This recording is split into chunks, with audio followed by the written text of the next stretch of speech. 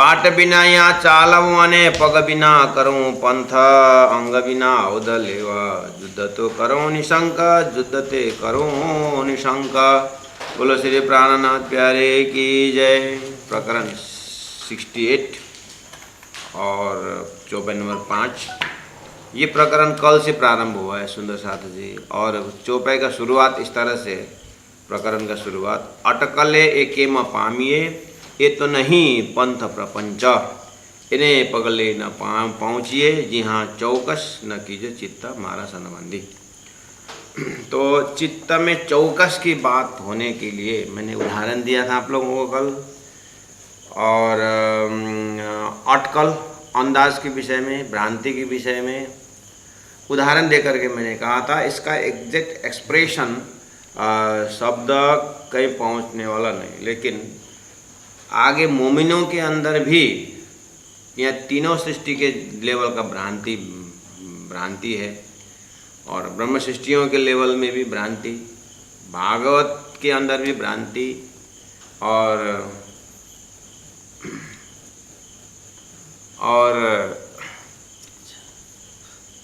पार्वती और शंकर जी के जो कथा में भी, वहाँ पर भी चौकस ज्ञान तो है, लेकिन पार्वती को निंद्रा करके भ्रांति। ऐसे कुछ उदाहरण द्वारा उसके बाद उसको रियलाइजेशन के बाद में उनके अंदर जो अनुभूति होती है उसको चौकस बोलते हैं। तो अब सारा शास्त्र का उदाहरण लेकर के कहाँ तक जाएं, तो कम से कम हम लोगों ने अनुभव किया था। भैरव सेठ के अंदर भी देखना, 2 महीना महामती प्राण जी मेहनत की। लास्ट में बोले प्राण जी ने कि मैं तुम्हारा इतना मदद किया, उसको ऋण को मैं क्या चुकाऊं, जिसके पास जो है वही तो देता है, मैं तो कुछ नहीं दे सका। तो बोलता है कि सेठ नहीं, आपने बहुत कुछ दिया, बहुत कुछ दिया, कथा सुनाई, ये सुनाई करे। प्राण जी भी हृदय बोल रहे हैं, क्या कथा सुनाई, तुम सुनते तो कहाँ थे, साथ धुआं से सब हुक्का सब ढक दिया जाता था, बाहर भी हुक्का और अंदर भी हुक्का का ही धुआं है तुम्हारा। बोल के अंदर सोचते हुए फिर प्राण जी ने कहा कुछ नियम रख करके सुनो। तो उसके बाद उनका जो रिजल्ट हुआ, 3 दिन बाद हमने जन्म भर के लिए छोड़िया। ऐसा क्यों हुआ?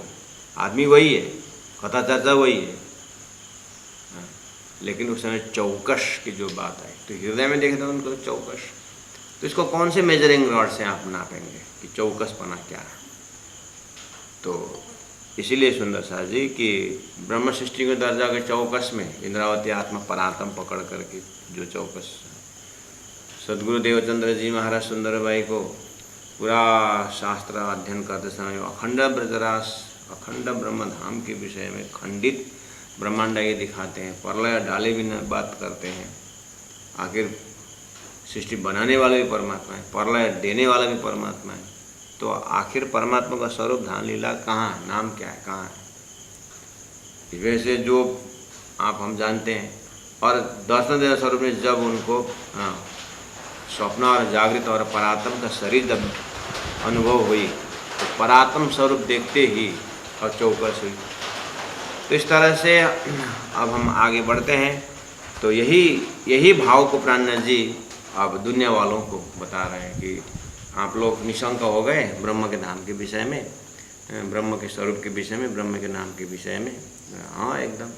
तो आपकी मान्यता क्या है, ब्रह्म साकार है कि निराकार? बोलते कोई या तो साकार को तो निराकार करते। अब प्राणनाथ जी बोल रहे हैं न ब्रह्म न साकार, स्वप्नावत ब्रह्म न साकार है, और न ये उत्पन्न करने वाला मोह जो है उसका तो नहीं, उसको निराकार है, तो न वो ब्रह्म है। ब्रह्म के एक शक्ति को लेकर के आप ब्रह्म स्वरूप को ध्यान करते हैं। अब कौन समझाए इनको? तो ऐसे इस जगह में प्राणनाथ जी बोल रहे हैं अटकले एके म पामिए जो नहीं पंथ प्रपंच करके।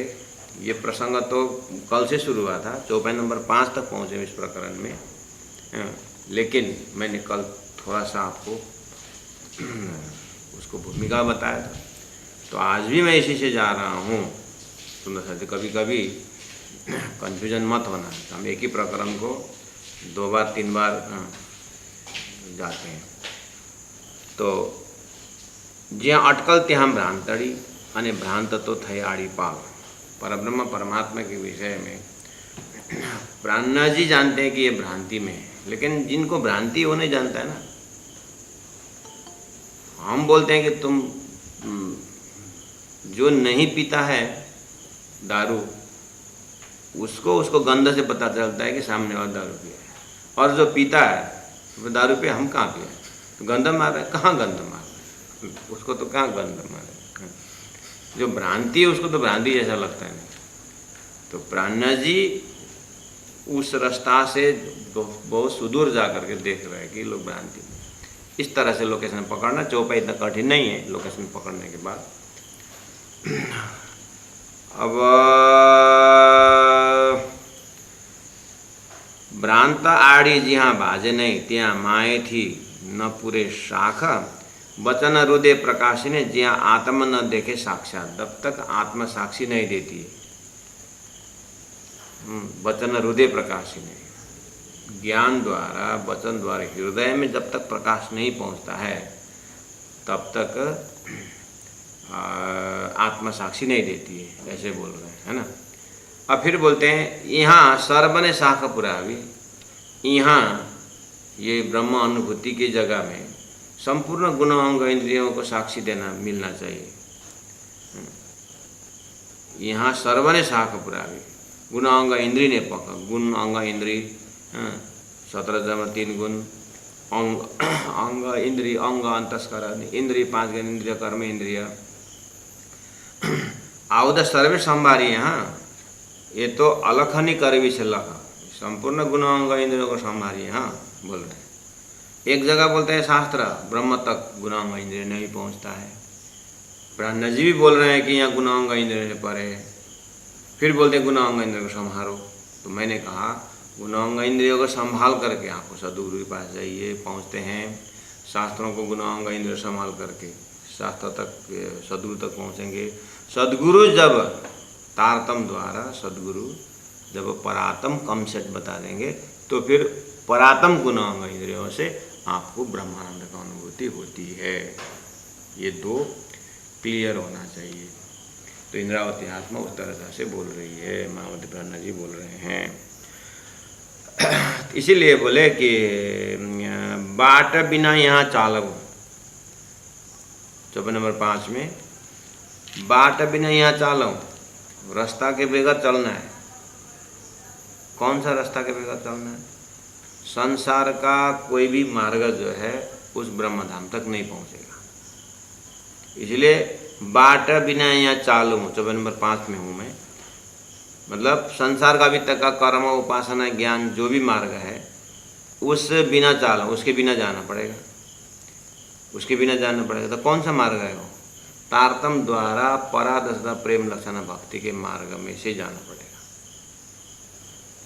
अने पग बिना करूँ पंथ, और पग बिना करूँ पंथ, पग नहीं है लेकिन यात्रा चलनी है। तो ऐसा कौन सा कंडीशन है? पग नहीं है, स्वप्न पग नहीं है। पग बिना करूँ पंथ जो है परादशता प्रेम लक्षण भक्ति के मार्ग से चलने का अर्थ होता है जागना होता है, परात्म में जागना होता है। अंग बिना आउद लेवा, अंग बिना हथियार, संसार का स्वप्निवत गुण अंग इंद्रिय वहाँ तक नहीं पहुँचेगा। लेकिन हम जैसे सपना देख करके जो भी घटनाएं घटती है जागृत में उसका अनुभव, जागृत में हम लेते हैं। सपना का घटना लक्षण मिलता है, कभी धड़कन बढ़ रहा है, कभी एक प्रकार का खुशी महसूस आता है। बस ऐसे ही संसार के अंग बिना आउद लेवा, हथियार लेना है, और युद्ध ते करो निशंक, और निशंक और युद्ध करना है। तो कहने का मतलब हुआ, रिजल्ट ये निकला कि संसार का स्वप्नवत हथियार गुणांग इंद्रिय उस अनुभूति में काम नहीं आएगा। जैसे नरक भोगने के लिए लिंग शरीर करके, सूक्ष्म शरीर करके अलग ही होता है, और स्वर्ग के सुख भोगने के लिए स्वर्ग का ही वहाँ पर का वजूद होता है, मर्तलोक का वजूद वहाँ नहीं होता, जीव वहीं का धारण करता है। वो ऐसे ही उदाहरण है। ऐसे ही परब्रह्म का धाम का आनंद लेने के लिए परातम शरीर ही रहेगा और वहीं का अनुभूति से ही वहीं गुणांग इंद्रियों का अनुभूति से आत्मनिश्चित करती है। रही बात बीच में कनेक्शन किसकी, सतगुरु द्वारा तारतम जरूरी है, बिना तारतम का नहीं होगा। तो अंग बिना आवदलेवा युद्ध करो निशंक। तो गुणांग इंद्रिय युद्ध करना है क्यों, सतगुरु तक प्राप्त होने के लिए। सतगुरु जब तारतम देंगे तो फिर इसको इस कलेवर को यहीं रख करके फिर परातम का गुणांग इंद्रियों से यात्रा प्रारंभ करनी होगी। चौपाई नंबर 6 चलते हैं सर। अब आज के लिए शुरू हुआ चौपाई, ये कल वाला का भूमिका मैं थोड़ा सा दे रहा था। और चौपाई नंबर 6 में ध्यान दीजिए, सुपन माहे सुख साक्षात लेवू तेनिंद्रा में के मिल लेवा है। सुपन माहे सुख साक्षात लेवू, सपना के अंदर जागृत का सुख लेना है। कंडीशन चौपाई का इतना ही। चौपाई नंबर 6 का फर्स्ट लिटी में सुपन माए सुख साक्षात लेवू, स्वप्ना के शरीर संसार से या शरीर संसार में सुख साक्षात लेवू, साक्षात सुख लेना है। ते निंद्रा में के मिले, अज्ञान में कैसे लिया जाएगा। इसलिए जागी अखंड सुख बोला कि इसलिए हे सुंदर साथ जी, हे आत्मा जाग करके अखंड सुख लीजिए। हाँ, आसुपन्ना लगाड़िए वलिता हैं, आसुपन्ना लगाड़िए वलिता हैं। ये स्वप्ना का संसार भी उसी में रहेगा, कैसे संभव हुआ। जागना भी बोल रहे हैं और फिर कहा कि आसुपन्ना लगाड़िए वलिता हैं, स्वप्ना का सपना में ही वो साक्षात आसुपन्ना लगाड़िए, सपना को भी यहाँ पर लगा दिया है, वलिता है उसी में भी सपना भी। बस यही तो मुश्किल है। अब यहाँ पर इसको सिंपल ढंग से सुनिए। सुपन्नमाय सुख साक्षात लेवू का अर्थ होता है शरीर संसार सब ये सपना सपना है, लेकिन किसका सपना है, अक्षर का सपना है। ये ज्ञान होने के बाद अच्छा अक्षर के सपना में परात्मा की सूरता प्रवेश हुआ है। तो ये सूरता को जब परात्म दिखने लगेगा तो इसी गुणांग इंद्रियों से ब्रह्मधाम की अनुभूति होती है। तो ज्ञान से संभव है, सदगुरु के सत्संग से संभव है। नॉर्मली क्या होता है, जब तक सपना दे, हम उदाहरण में नॉर्मली जो सपना देखते हैं जग ज्ञान नहीं होता, जब जग जाते हैं तो सपना नहीं होता है। खास स्वप्न जागृत का नियम संबंध ऐसा है, यही तो अनहोनी हक के करें। तो परमात्मा ने कार्य कार्य बता करके दिव्य परम धाम का परात्म के दर्शन कराया, परात्म का दर्शन भी करवाया और वहाँ का आनंद भी अनुभव हो रहा है।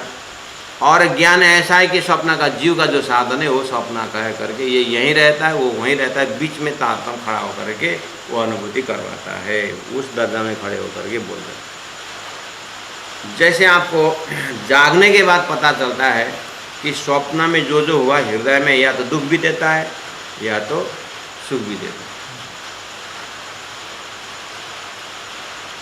कोई एक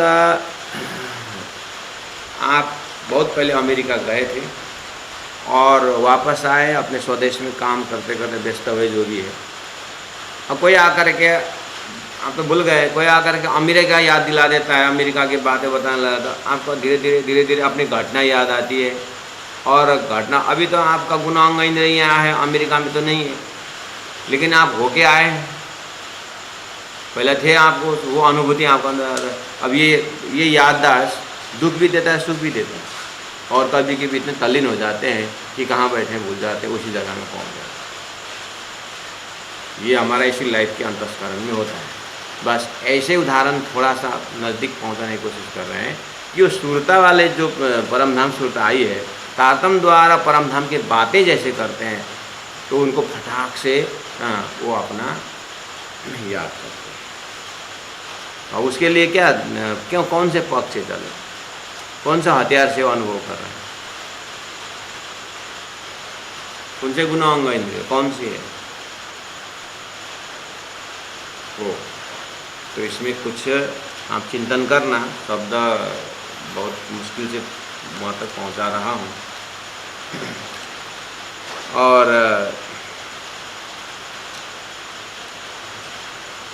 जैसे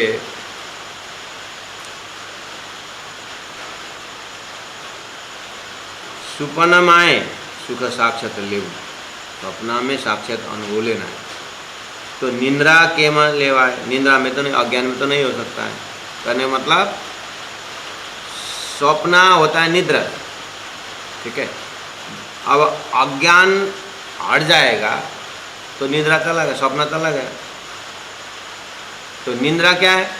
निंद्रा है परमात्मा के धाम के विषय में ज्ञान न होना, परमात्मा के स्वरूप के विषय में ज्ञान न होना और सृष्टि के कार्य कारण महाकारण पता न होना। ताता ने तो बता दिया, वो ताता ने बता दिया, वहाँ खड़े होकर के जैसे हम देखेंगे तो ये हम पा रहे हैं बैठे देखे प्रपंच हो जाएगा। इसीलिए बोलते हैं, उसी को बोलते हैं जागी अखंड सुख लीजिए।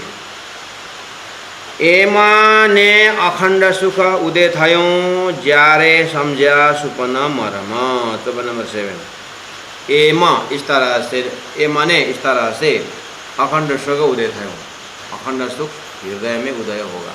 कब?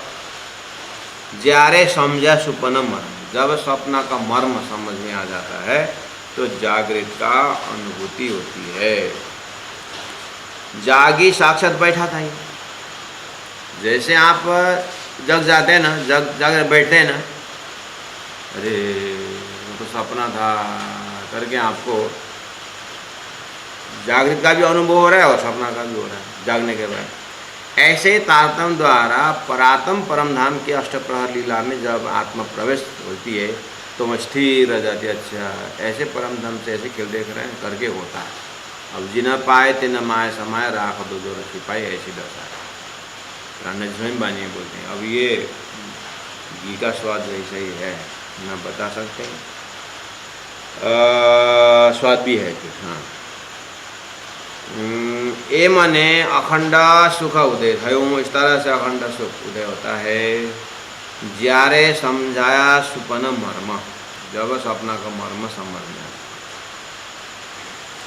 सुंदर सा जी, सपना का मर्म समझ में आता है करे प्राण, सिंपल है वर्ड तो, और हमको उदाहरण में भी सब बहुत आराम से सपना से जागने के बाद होता है ना ऐसा। हाँ, सपने जागने होता है।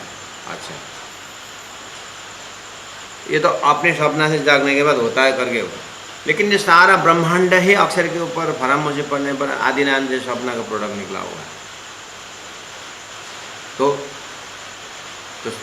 आप अपने सपने से जग गए, लेकिन यह समस्या है, हम अक्षर के सपना से उठे हैं, वो अक्षर के सपना से कोई नहीं उठे। इसीलिए प्राण जी बोल रहे हैं बिना तारतम सब का अनुभूति अटकल का है, अंदाज का। ये बोल कोई भी इंडिविजुअल व्यष्टि निद्रा से जगने को तो हम समझ जाते हैं, लेकिन समष्टि निद्रा है ना, वहाँ पर ब्रह्म के विषय में खाली अंदाज है, खाली अटकल करता है।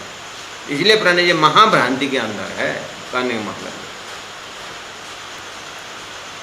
हम अभी जैसे उदाहरण लेके समझ रहे हैं वो हम अपने लिए समझ ले रहे हैं, लेकिन प्राण जी का लक्ष्य मान के चलिए आदि नारायण को भी समझाएंगे। ओ आदि नारायण, आपको परब्रह्म का ज्ञान है? हाँ।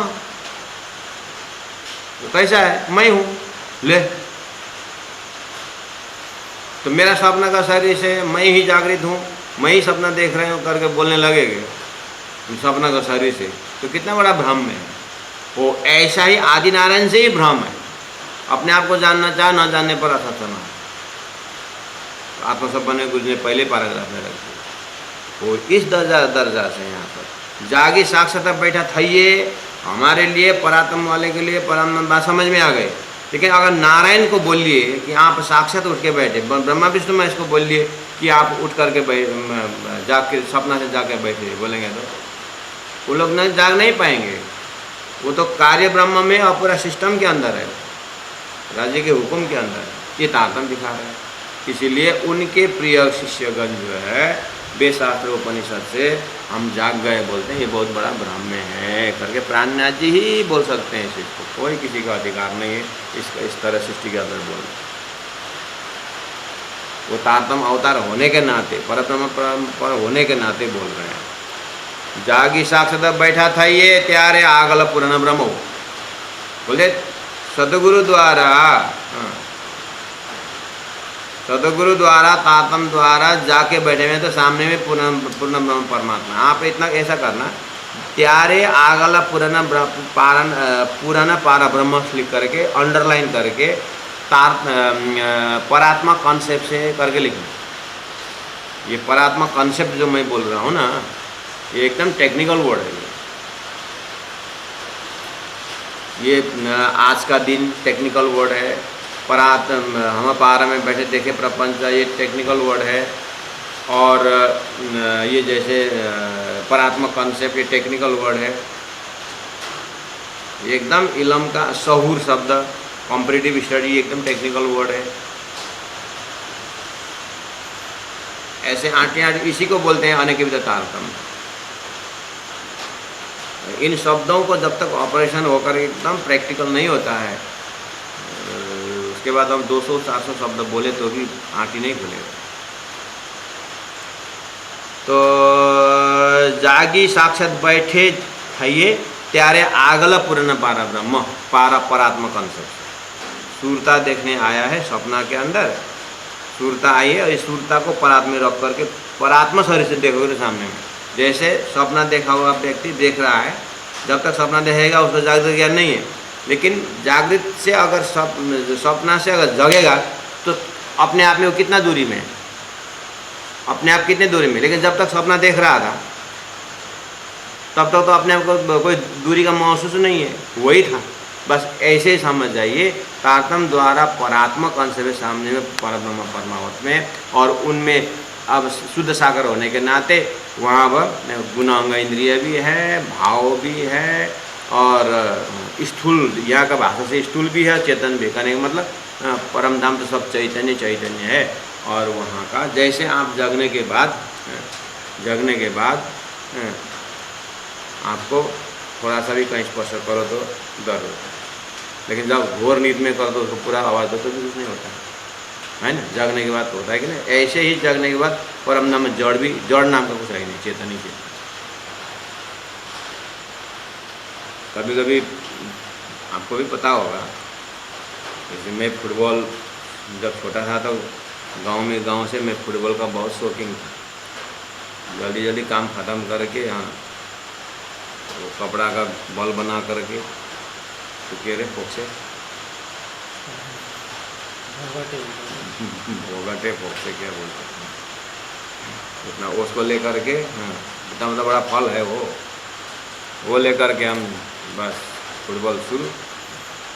किसी भी से तो क्लब वगैरह क्या क्या करके फुटबॉल ले आया। तो वो बॉल के खेलने के दौड़ में कहाँ शरीर में पैर में चोट लगता है पता ही नहीं चला।